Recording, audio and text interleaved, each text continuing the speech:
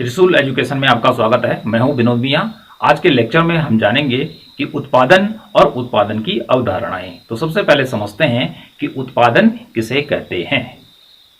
तो उत्पादन की डेफिनेशन या परिभाषा यहां पर लिखी हुई है कि उत्पादन वह प्रक्रिया है कि जिससे वस्तुओं में उपयोगिता का सृजन या निर्माण होता है। तो उत्पादन किसे कहेंगे या उत्पादन किस प्रक्रिया को कहेंगे कि उत्पादन उस प्रक्रिया को कहेंगे कि जिससे वस्तुओं में क्या होता है, उपयोगिता का सृजन होता है, उपयोगिता का निर्माण होता है।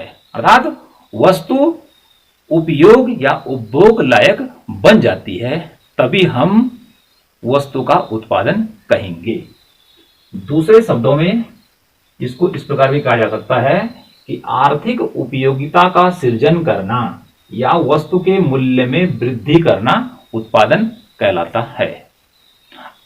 मूल्य में कैसे वृद्धि होती है वस्तु की, या आर्थिक उपयोगिता कैसे आती है, इसको उदाहरण के द्वारा समझते हैं। पहला उदाहरण है कि माना कोई फर्नीचर वाला एक चेयर बनाता है और चेयर बनाने के लिए वह ₹1000 में लकड़ी, पेंट, कील इत्यादि क्या करता है, क्रय करता है और चेयर 2 दिन में बन जाती है।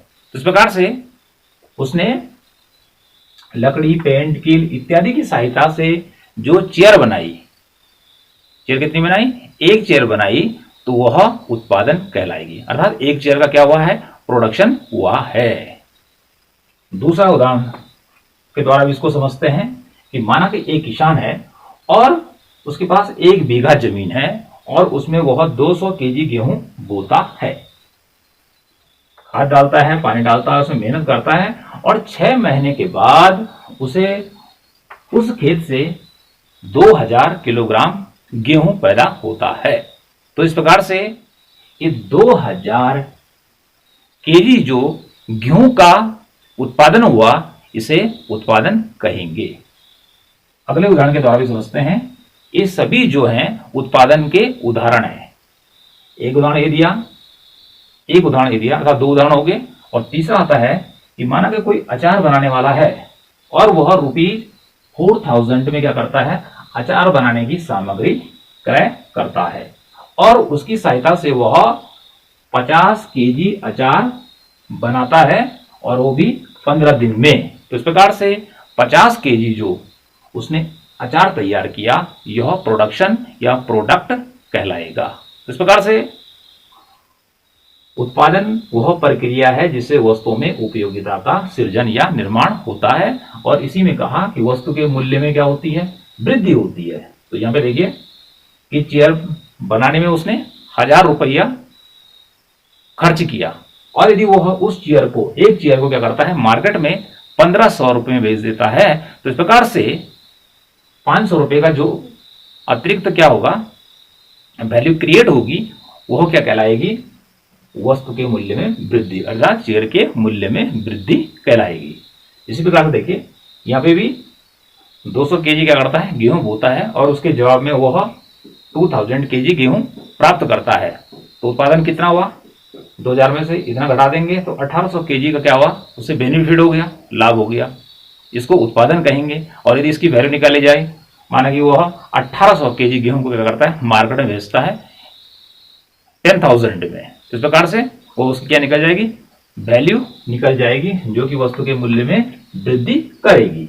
इस प्रकार से अचार बनाने की बात की मैंने कि 4000 में उसने अचार बनाने के लिए सामग्री खरीदी और 50 केजी अचार उसने तैयार कर दिया और इस अचार को वह क्या करता है, मार्केट में बेचता है 4000 में। तो उसने सारी सामग्री ली थी और 7000 में उसका अचार बिक जाता है। तो इस प्रकार से 4 और 7000, तो 7000 में से 4000 घटा देंगे तो 3000 की जो उसमें अतिरिक्त मूल्य की वृद्धि हुई है, उसे उत्पादन कहते हैं। तो इस प्रकार से 3 उदाहरणों के द्वारा मैंने आपको बताया कि उत्पादन किसे कहते हैं। तो ये बात हुई उत्पादन की। अब यहीं पे यह भी समझ लेते हैं कि उत्पादन किसे नहीं कहेंगे। तो उत्पादन किसे नहीं कहेंगे कि जबकि किसी वस्तु में उपयोगिता का सृजन नहीं हो, उपयोगिता का गुण नहीं आए, तो उसे उत्पादन नहीं कहेंगे। जैसे यहीं पे समझिए कि फर्नीचर वाला क्या करता है कि 1,000 रुपये में लकड़ी, पेंट और कील इत्यादि क्रय करता है। 2 दिन तक क्या करता है, तकड़ी मेहनत करता है, और जो चेयर वो तैयार करता है वो क्या जाती है, खराब हो जाती है, खराब बन जाती है, तिरछी मिर्ची बन जाती है, और या बैठने लायक नहीं बनती है, तो उसे उत्पादन नहीं कहेंगे। मेहनत तो उसने पूरी की, सामग्री भी उसमें उसने पूरी लगा दी, लेकिन चेयर बैठने लायक नहीं बनी, अर्थात उसमें उपयोगिता का गुण नहीं आया, तो उसे उत्पादन नहीं कहेंगे। तो उत्पादन कब कहेंगे कि जबकि उसमें उपयोगिता का गुण आए, जब उसका मनुष्य क्या कर सके, यूज कर सके, उसका कंजम्पशन कर सके। यहां पर भी देख लीजिए कि किसान क्या करता है कि 200 kg गेहूं बोता है, और आउटपुट में उसको यह होता है कि 2000 kg क्या होता है, गेहूं मिलता है या पैदा होता है। और इसमें क्या होता है, उपयोगिता का सृजन नहीं होता है, कि माना वर्षा हो जाती है और इसमें रोग लग जाता है और गेहूं क्या होता है, खाने योग्य नहीं रहता है। तो इस प्रकार से गेहूं पैदा तो होगा 2000 kg, लेकिन उसे उत्पादन नहीं कहेंगे, क्योंकि वो खाने लायक नहीं है, उसमें उपयोगिता का गुण नहीं है। इसी प्रकार से अचार में भी हो सकता है कि अचार क्या हो गया, खराब हो गया, और वह खाने लायक नहीं है, और न वो बिक सकता है क्योंकि वो खाने लायक नहीं है। कोई भी चीज मार्केट में कब बिकती है कि जब वह खाने योग्य हो या उपयोगी हो, उसकी ग्राहक मांग करता है, तो यह भी उत्पादन नहीं कहलाएगा। तो इस प्रकार से मैंने यहाँ पे बताया आपको कि उत्पादन किसे कहते हैं और उत्पादन किसे नहीं कहते हैं। अगला यहीं बता देते हैं कि जो ये उत्पादन है इसको कहते हैं इंग्लिश में प्रोडक्शन, और उत्पादन को ही उत्पाद भी कहते हैं, और इंग्लिश में कहते हैं उनको प्रोडक्ट। तो इस प्रकार से उत्पादन कहें चाहे उत्पाद कहें, दोनों का मीनिंग क्या है, एक ही है। उत्पादन की परिभाषा के बाद अब आता है उत्पादन की अवधारणाएं, कॉन्सेप्ट्स ऑफ प्रोडक्शन। तो उत्पादन की जो अवधारणाएं हैं वह 3 है। नंबर 1 है कुल उत्पादन, नंबर 2 औसत उत्पादन, और नंबर 3 सीमांत उत्पादन। तो सबसे पहले कुल उत्पादन को इंग्लिश में कहते हैं टोटल प्रोडक्शन, और संक्षेप में उसको लिखा जाता है टीपी।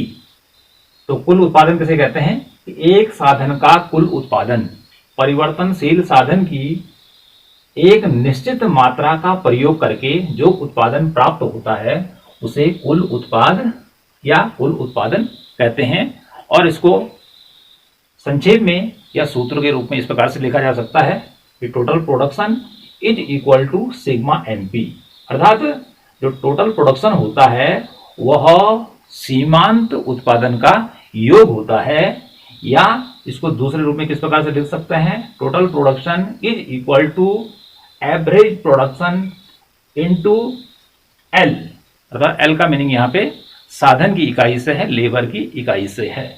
तो ठीक है, तो इस प्रकार से यदि हम क्या करें, सीमांत उत्पाद को जोड़ दें तो हमें प्राप्त होगा टोटल प्रोडक्शन, और यदि हम क्या करें टीपी को दूसरे रूप में निकालें तो एवरेज जो प्रोडक्शन है और उसको एल से गुणा कर देंगे तो क्या निकल आएगा, हमारा टोटल प्रोडक्शन निकल कर आ जाएगा। कैसे आएगा, यदि ईपी क्या है 4 है, ओके, और एल की क्या है मात्रा 1 है, तो इस प्रकार से हमारा टोटल प्रोडक्शन जो निकल कर आएगा वह 4 निकल कर आएगा। इसको आगे अभी हम विस्तार से समझेंगे और भी सरल भाषा में। दूसरे नंबर पर आता है औसत उत्पादन, या इसको कहते हैं औसत उत्पाद या एवरेज प्रोडक्शन, और संक्षेप में इसको लिखा जाता है एपी। तो औसत उत्पाद किसे कहते हैं कि कुल उत्पादन में साधनों की मात्राओं का भाग देने पर जो उत्पाद प्राप्त होता है उसे औसत उत्पाद कहते हैं।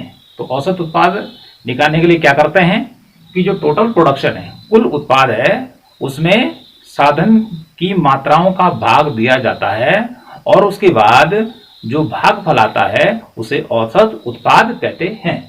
तो इस प्रकार से यहाँ पे इसका फॉर्मूला है कि average production is equal to TP by L. माना कि टीपी कितना है 100 kg है, और साधन की जो मात्राएं हैं वह 20 है, ठीक है। तो 20 का भाग हम क्या करेंगे 100 में देंगे, तो भागफल आ जाएगा इस प्रकार से 5। तो इस प्रकार से जो एवरेज प्रोडक्शन होगा वह हो जाएगा 5। तो एवरेज प्रोडक्शन को निकालने के लिए टोटल प्रोडक्शन में किसका भाग देते हैं?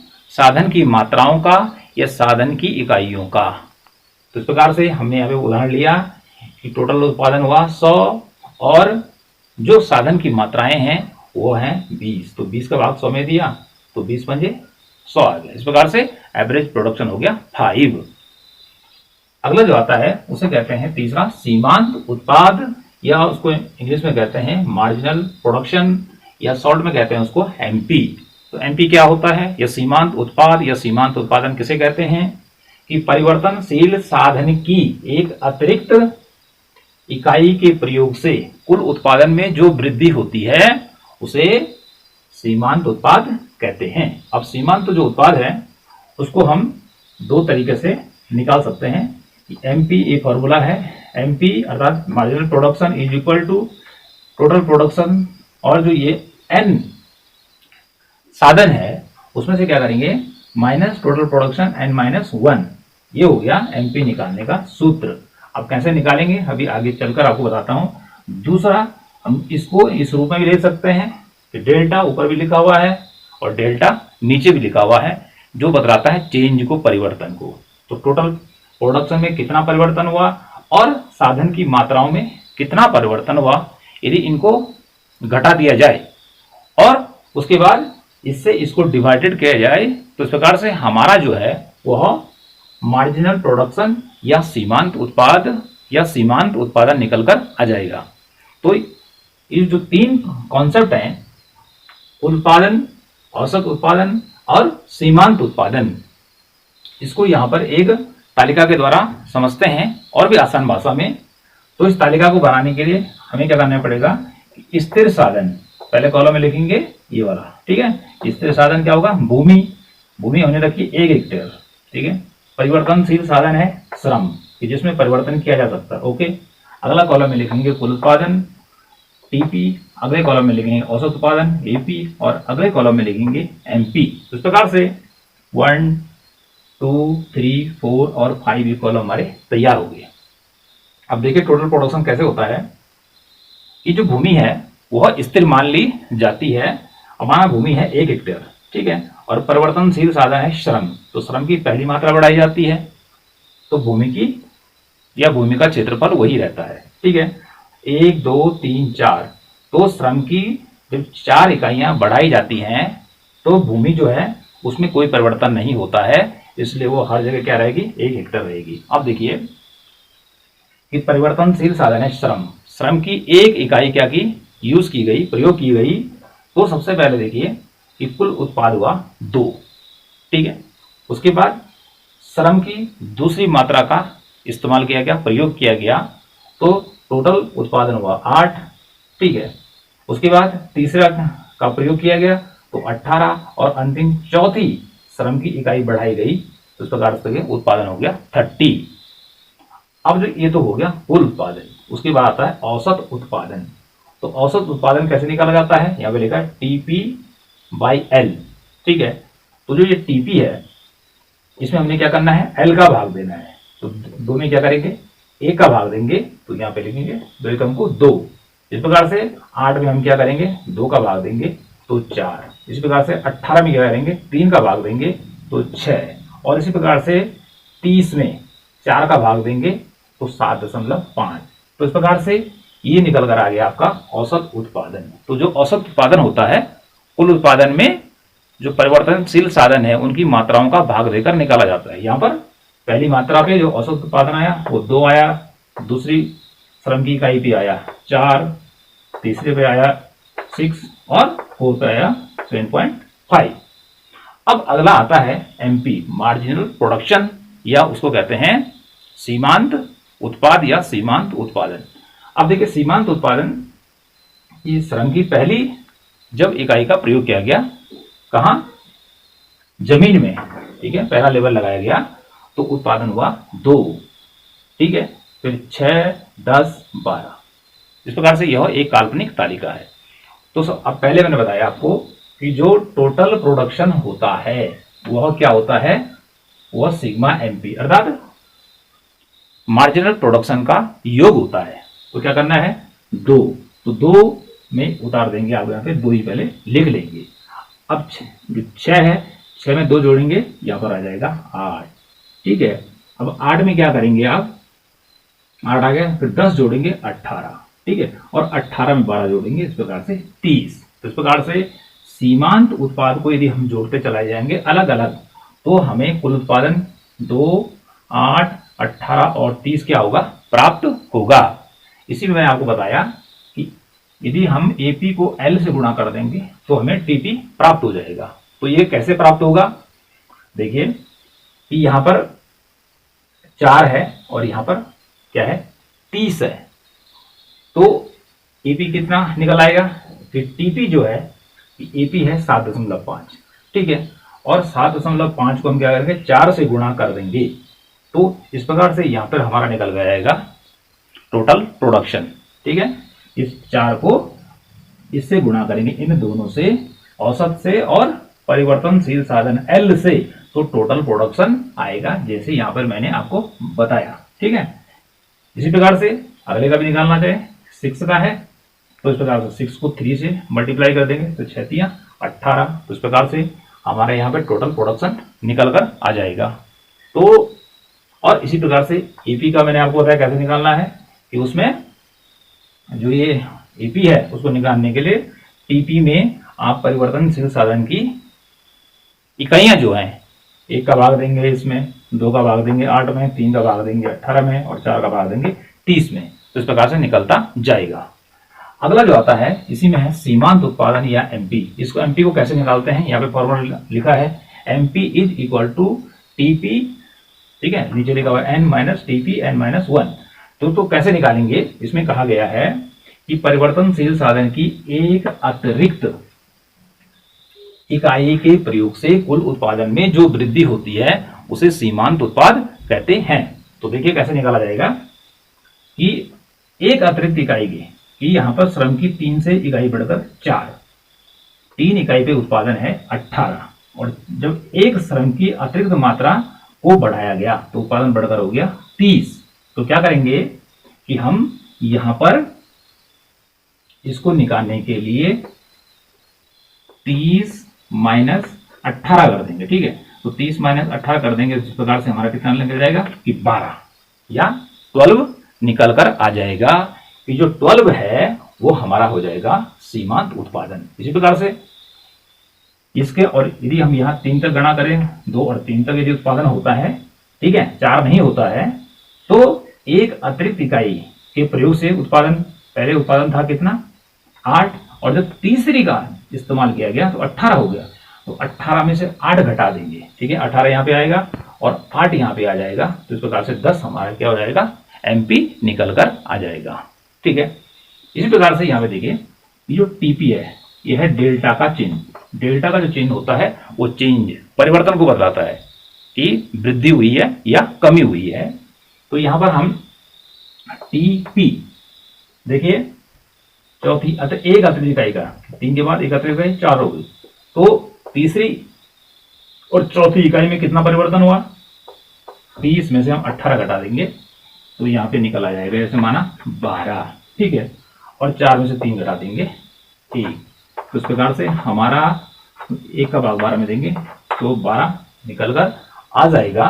तो इस प्रकार से ये हमारा सीमांत उत्पादन इस प्रकार से निकाला जाएगा, क्योंकि ये जो 12 है यहां पर भी है। तो इस प्रकार से उत्पादन की ये 3 अवधारणाएं अत्यंत ही क्या है, महत्वपूर्ण है, तो इनको जानना बहुत जरूरी है। तो यहां पे हम देखेंगे कि जो कुल उत्पाद है, ठीक है, इसको दूसरे रूप में हम क्या लिखते हैं, इसको हम लिख सकते हैं टोटल फिजिकल प्रोडक्शन। ठीक है, कुल भौतिक उत्पाद भी इसको लिखा जाता है।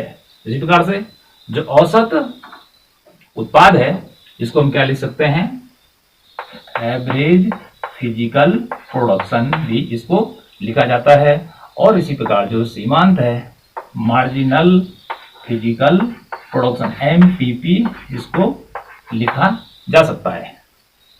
तो इस प्रकार से इनको क्या कर रहे हैं, अलग अलग नामों से लिखा जा रहा है।